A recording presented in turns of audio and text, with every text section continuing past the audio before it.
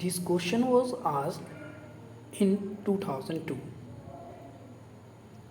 Question क्या है कि the stability order of the following diazonium salt is.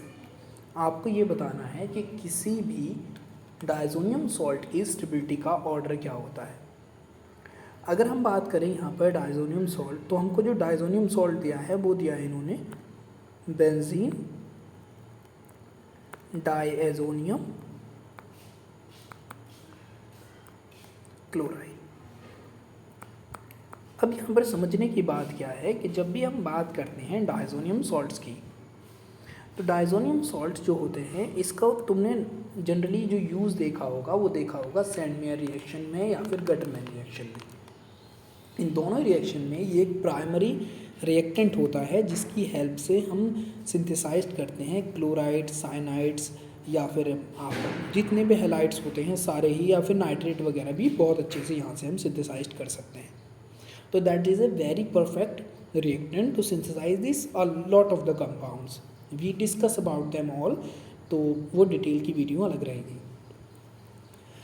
अब यहाँ पे हमको समझने की बात क्या है कि जो तुम डाइजोनियम सॉल्ट के अंदर ये देख रहे हो, यहाँ पर ये डाइजोनियम का नाम जो यूज़ होता है डाइएजोनियम, तो that is used for the nitrogen. तो यहाँ पर जो नाइट्रोजन लिखा है उसके 2 एटम हैं और इसके ऊपर से पॉजिटिव चार्ज है, तो ये एजो बोलते हैं नाइट्रोजन को, तो एजो और एम हम यूज़ करते हैं हमेशा जब भी किसी चीज़ के ऊपर पॉजिटिव चार्ज हो।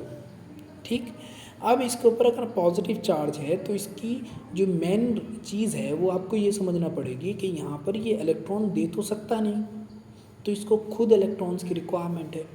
तो ये इलेक्ट्रॉन की रिक्वायरमेंट के ऊपर के लिए किस चीज़ पर डिपेंड करेगा, तो ऑफ कोर्स ये डिपेंड करेगा जिससे ये अटैच होगा, और ये अटैच किससे है, बेंजीन रिंग से। अब बेंजीन रिंग इसको इलेक्ट्रॉन कब देगी, जब इसके कोई साथ में, जैसे फॉर एग्जांपल अगर हम सिंगल बात करें इसके केस में, तब तो हम बोलेंगे कि हाँ ठीक है, यहाँ पर जो नाइट्रोजन है, यहाँ पर जो डाइजोनियम जुड़ा हुआ है उससे कोई भी बेंजीन रिंग से जिससे जुड़ा है उस बेंजीन रिंग से कुछ भी जुड़ा हुआ नहीं है। तो that's why we simply can say कि यार यहाँ पर तो कुछ है ही नहीं, तो दैट्स वाई हम यहाँ पर सिर्फ और सिर्फ बेंजीन की बात कर रहे हैं। लेकिन यहाँ पर आपको समझना पड़ेगा कि यहाँ पर ये जो ग्रुप जुड़े हुए हैं कुछ, ये किस टाइप के ग्रुप है। अगर हम बात करें यहाँ पर, तो ये सा वाला जो है ये एक इलेक्ट्रॉन रिलीजिंग ग्रुप है, ये जो है ये इलेक्ट्रॉन विड्रॉइंग ग्रुप है, और ये जो है ये भी इलेक्ट्रॉन विड्रॉइंग ग्रुप है। और सवाल ये उठता है कि भाई इन दोनों के जो हमारे ये दोनों इलेक्ट्रॉन विड्रॉइंग ग्रुप हैं, which one is the strong, तो ये रहेगा हमारा स्ट्रॉन्गर, यानी कि सबसे ज़्यादा स्ट्रॉन्गर इलेक्ट्रॉन विड्रॉइंग ग्रुप है। यहाँ तो कुछ लगा ही नहीं है। ठीक, अब जो भी ग्रुप डाइजोनियम के केस में अपने इलेक्ट्रॉन्स को आसानी से डोनेट करेगा, कोई भी ग्रुप लेस से, जिससे यहाँ पर इलेक्ट्रॉन डेंसिटी बढ़ जाएगी बेंजीन रिंग पर, और जब बेंजीन रिंग पर इलेक्ट्रॉन डेंसिटी बढ़ेगी तो ये अपने इलेक्ट्रॉन को आसानी से क्या कर सकता है, ऊपर डोनेट कर सकता है। जब हम इसकी रेजोनेंस स्ट्रक्चर पढ़ रहे होंगे ना, that time I will explain you कि how that thing really works. ठीक, तो इन दैट कंडीशन यहाँ पे इलेक्ट्रॉन डेंसिटी बढ़ेगी, जिसकी वजह से ये इलेक्ट्रॉन ऊपर देगा, तो इसका जो पॉजिटिव चार्ज होगा वो थोड़ा सा न्यूट्रल हो जाएगा, एक तरीके से इलेक्ट्रॉन डेंसिटी इंक्रीज़ होगी। तो इन दैट कंडीशन अगर हम स्टेबिलिटी की बात करते हैं, और नाइट्रोजन हम जानते हैं कि इलेक्ट्रोनिगेटिव है एलिमेंट है। अब जो भी इलेक्ट्रोनिगेटिव एलिमेंट होता है उसको आदत होती है, एक तरीके से बात कह सकते हैं हम, कि वो मोस्ट रिक्वायरमेंट रखता है अपने ऊपर इलेक्ट्रॉन डेंसिटी की, जिसमें उसके ऊपर निगेटिव चार्ज तो स्टेबल हो सकता है लेकिन पॉजिटिव चार्ज बहुत कम स्टेबल होता है, यानी कि वो एक उसकी अनस्टेबिलिटी की स्टेज होती है जिसके अंदर वो पॉजिटिव चार्ज अपने ऊपर रखे हुए हो। तो अगर यहाँ पे बात करते हैं हम स्टेबिलिटी ऑर्डर के केस में, तो हमारे पास सिर्फ और सिर्फ एक ही इलेक्ट्रॉन रिलीजिंग ग्रुप है। दैट्स वाई जो हमारा ए वाला ऑप्शन होना चाहिए वो क्या होगा, यहाँ पर सबसे ज़्यादा आपके मुताबिक स्टेबल होगा। फिर इसके बाद अगर हम बात करें, ये इलेक्ट्रॉन विड्रॉइंग है, ये भी इलेक्ट्रॉन विड्रॉइंग है, तो यहाँ पर हमारे पास बचता है ये जो सी वाला ऑप्शन है, इसके बाद ये सी हो जाएगा। अब ये जो ग्रुप है ये इलेक्ट्रॉन विड्रॉइंग है, जो इलेक्ट्रॉन डेंसिटी को उल्टा बेंजीन रिंग से कम कर रहा है, यहाँ पर भी कम कर रहा है। तो यहाँ पर जो CN है ये कम कम कर रहा है, क्यों? क्योंकि ये इससे वीकर है। अब ये CN जो है NO2 से वीकर है, दैट्स वाई वी अंडरस्टैंड कि यहाँ पर अगर हम इसके स्टेबिलिटी के ऑर्डर में बात करेंगे तो D आएगा पहले और फिर आ जाएगा हमारा B। That is the correct order. Let's look into the series कि जो हमको दे रखी है। इसमें ये C दे रखा है, गलत हो गया, ये भी गलत हो गया। यहाँ पर एक तो A है फिर B है, तो ये भी गलत हो जाएगा। तो यहाँ पे A, C, D and B, that is the correct option. तो डायज़ोनियम के केस में हमने जो जो चीज़ें अभी सीखी हैं उसके अंदर 2-3 चीज़ें तुमको याद रखनी है कि जो डायज़ोनियम सोल्ट्स होते हैं नॉर्मली ये अनस्टेबल होते हैं, ठीक। तो जैसे फॉर एग्ज़ाम्पल अगर तुमसे कोई बात करे, हम इसको थोड़ा सा पढ़ लेते हैं, इससे हमारे लिए थोड़ा सा हेल्पफुल हो जाएगा।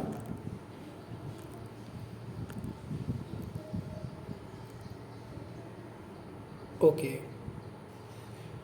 Let's talk about this, how this is important, how can be understand that. Diazonium salt 2 तरह के होते हैं। जैसे फॉर एग्ज़ाम्पल अगर मैं आपसे बोलूँ कि आपके पास एक डायज़ोनियम सॉल्ट है, ये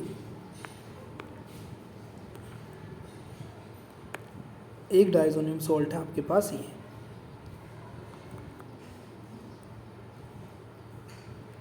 यहाँ लिखते हैं,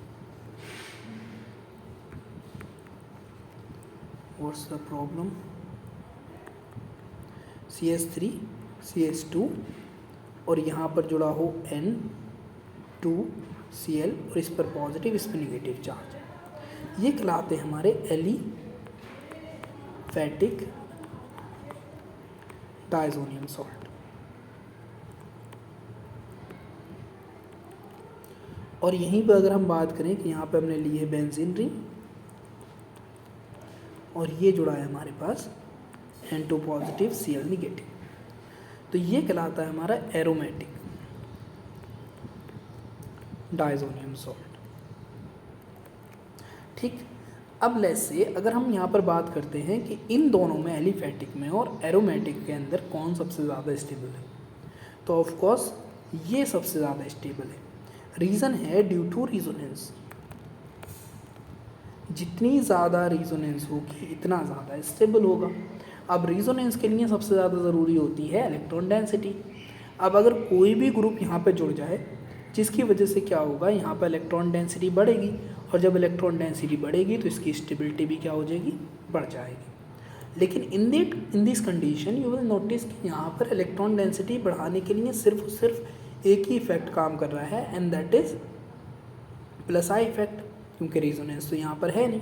दैट्स वाई इसकी स्टेबिलिटी क्या होगी, कम होगी एज़ कम्पेयर टू एरोमेटिक। यही रीज़न होता है कि जो हमारे एलिफैटिक होते हैं वो रूम टेम्परेचर पर कभी भी स्टेबल नहीं होते, यानी कि वो किसी भी कंडीशन में 0 डिग्री पे भी स्टेबल नहीं होते, हमेशा वाटर के अंदर ब्रेक डाउन हो जाते हैं और उसके बाद वो फॉर्मेशन कर लेते हैं अपना एल्कोहल्स का। लेकिन इन केस ऑफ दैम ये 0 डिग्री सेंटीग्रेड पर सिंथेसाइज किए जाते हैं अमीन से, ठीक। इसकी वजह से क्या होता है, ये स्टेबल होते हैं। अब इनको बनाया कैसे जाता है, तो बनाने का गेम कुछ ऐसा है, क्योंकि एडवांस में यहाँ से क्वेश्चन आ चुका है इसी साल। जैसे फॉर एग्ज़ाम्पल ये तुम्हारे पास है अमीन, प्राइमरी अमीन, अगर तुम इसकी रिएक्शन करवा दो सोडियम नाइट्राइड HCl के साथ 0 से 5 डिग्री सेंटीग्रेड के बीच, तो ये जो ग्रुप है ये ग्रुप चेंज हो जाता है आपका N2 पॉजिटिव Cl में, और इसी को बोलते हैं हम डायज़ोनियम सॉल्ट। इस तरीके से फॉर्मेशन होता है हमारे पास डायज़ोनियम सॉल्ट का। और ये डायज़ोनियम सॉल्ट जो होता है ये किस कंडीशन में ज़्यादा स्टेबल होगा, ये चीज़ डिपेंड करेगी कि यहाँ पर इलेक्ट्रॉन डेंसिटी कितनी ज़्यादा है। अगर कोई इलेक्ट्रॉन विड्रॉइंग ग्रुप जुड़ा हो, लेट्स से हम बात कर लेते हैं in case of diazonium salt,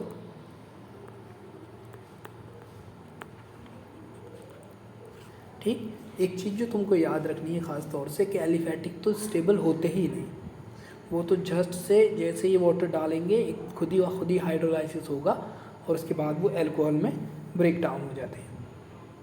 तो अगर डायज़ोनियम सॉल्ट की स्टेबिलिटी की अगर हम बात करें then the stability depends on electron releasing group और inversely depends on electron withdrawing group. अब इनकी इम्पोर्टेंस के पोजीशन के बेसिस पर आप आसानी से अंदाज़ा लगा सकते हैं. God bless you, have a nice day.